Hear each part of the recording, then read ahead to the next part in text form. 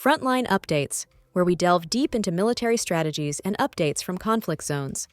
Today, we're discussing the progress of the ongoing special military operation as of June 26, 2025.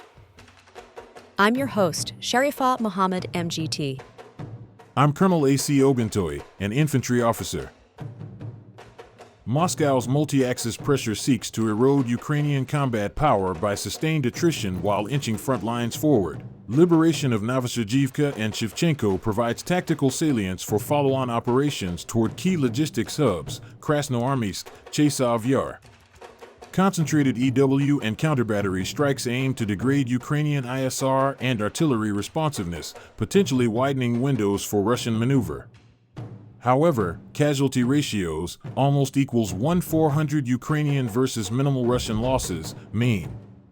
Kyiv will need to rotate depleted brigades and reinforce Sumy, Kharkiv, and Donetsk sectors or risk further penetration of defensive belts before the autumn mud season. Welcome to Frontline Updates, the podcast that brings you in-depth insights into military operations from those leading them on the ground. Today, we're joined by Colonel A.C. Ogontoy, an infantry officer monitoring critical missions on the progress of the special military operation as of today. Colonel Ogontoy, thank you for being with us. Thank you. It's good to be here. Colonel Ogontoy, can you start by summarizing the overall scope of operations on June 26th? On June 26th, the armed forces of the Russian Federation conducted coordinated offensive actions across 6 major operational fronts. These were not isolated engagements but synchronized efforts designed to stretch Ukrainian defensive lines, exploit tactical gaps, and degrade their operational reserves. What's important to note is that the campaign this week wasn't just about physical terrain. It was about operational tempo, sustaining pressure across a broad front while integrating fires, air, and electronic warfare capabilities to limit Ukraine's ability to reposition or reinforce. Let's begin in the north. There's a lot of attention on Sumy and Kharkiv. What progress did your forces make there? In Sumy Oblast, our northern group of forces successfully disrupted and overran Ukrainian formations in multiple settlements, including Novaya Sich and Solyaniki.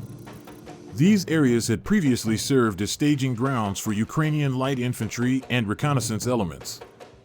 By defeating 3 mechanized brigades, 1 ranger unit, an airborne assault brigade, and 2 territorial brigades, we not only neutralized a significant quantity of enemy manpower, about 185 soldiers, but also disrupted their local command structures. In Kharkiv, actions around Udy and Volchansk were more attrition-based. The Ukrainian side attempted to stabilize the line using a mix of territorial defense and mobile infantry units.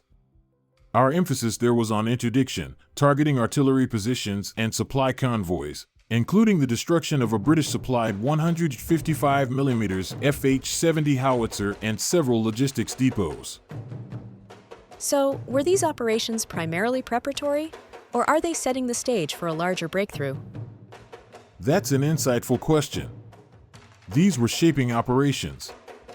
By degrading command and logistics nodes, we prepare the battle space for deeper penetrations, particularly should we aim to encircle Ukrainian concentrations in the central Donbass.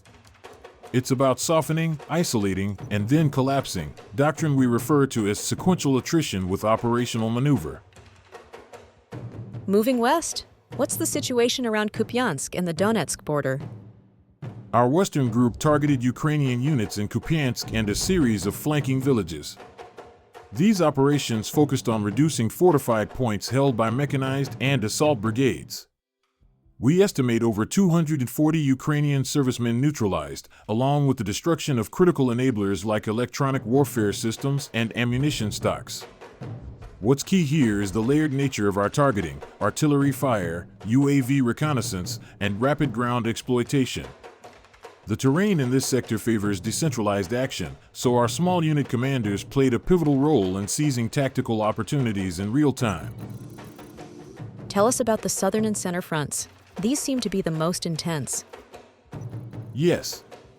The southern group pressed aggressively near Chasiv Yar and Seversk, both pivotal nodes in Ukraine's east-west defensive corridors.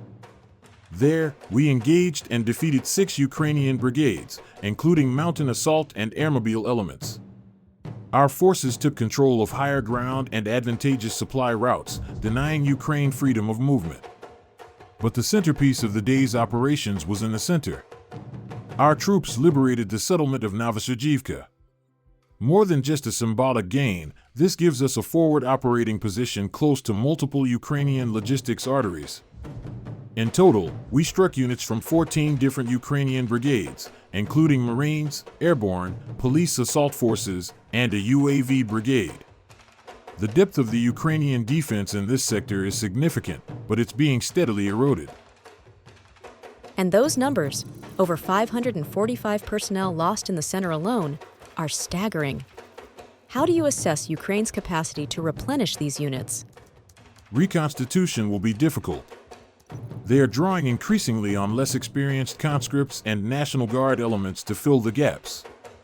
Western equipment can slow degradation temporarily, but without cohesion and rested personnel, operational effectiveness suffers.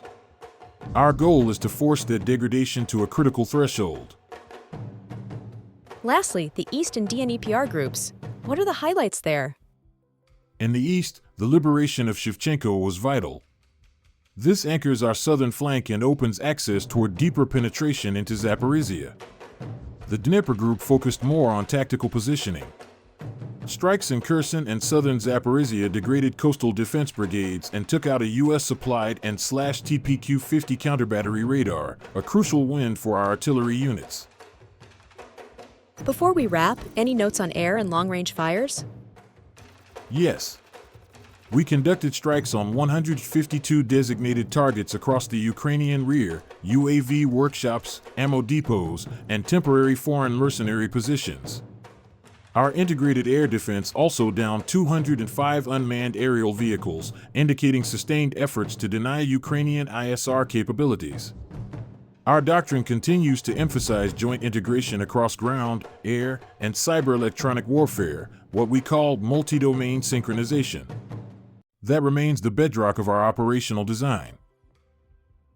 Why the U.S. couldn't penetrate Fordo in Iran, and what does HIMARS have to do with it in Ukraine? The impossibility of verifying the results of the American strike on the Fordo facility in Iran reveals a systemic problem in modern military practice: the gap between the declared information and the tools for confirming it. What are we talking about? Almost immediately after Washington's statement about the complete destruction of the facility, doubts began to arise, since satellite images from the Maxar company, available in the public domain, did not show visible destruction of the buried objects. This became especially noticeable against the background of the lack of data from SAR, synthetic aperture, satellites presented by the U.S., which are capable of recording changes in the structure of underground objects. If Fordo had really been destroyed, these images would have been the best evidence, but they were not provided. So it is a matter of documentation? And here the ability to document, replicate, and prove the results comes into play. The United States, having abandoned this line, has effectively given the initiative to its opponents, who will gladly use gaps in the evidence base to undermine the image of American power. A similar case has already occurred in Ukraine, with the destruction of American MRs. The Russian side did not demonstrate evidence of the destruction of high-precision weapons for a long time, which caused mistrust, especially in the English-speaking environment. But then, having changed its approach, it began to massively publish video evidence and track each destruction, turning the technical result into a political and information asset. As a result, HIMARS has gone from being a symbol of Western power to a symbol of the vulnerability of Western technology. As to the Americans, what's their strategy? As for the U.S., they have essentially chosen the opposite strategy: maximum pressure, censorship of doubt, an attempt to control the narrative by excluding alternative interpretations. When it comes to a secondary target, this may work. But when the reputation of the entire U.S. strategic deterrence architecture, including its core bombing capability, is at stake, the stakes become higher. Hence the tension. If Fordo is not destroyed, this means that even 6 B-2s and 24 Tomahawks plus everything that Israel has are not capable of guaranteeing the destruction of a critical facility. And then the question is no longer about Friedau, but about the ability of the U.S. to wage a high-intensity war against an equal adversary. And in order to defend their own competence, the most striking slides from the presentations will now be used. Colonel, thank you for providing such a detailed briefing on the current military situation. Your insights are invaluable to our understanding of the conflict's dynamics. And thank you to our listeners for tuning in. Join us next time as we continue to provide up-to-date coverage on global military affairs. Stay with us for more updates and expert analyses on global defense and security issues. Stay informed, stay secure. Thank you for the opportunity.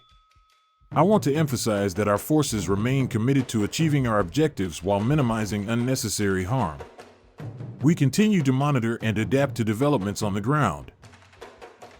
This has been Frontline Updates. Subscribe for daily military briefings and in-depth strategic analysis.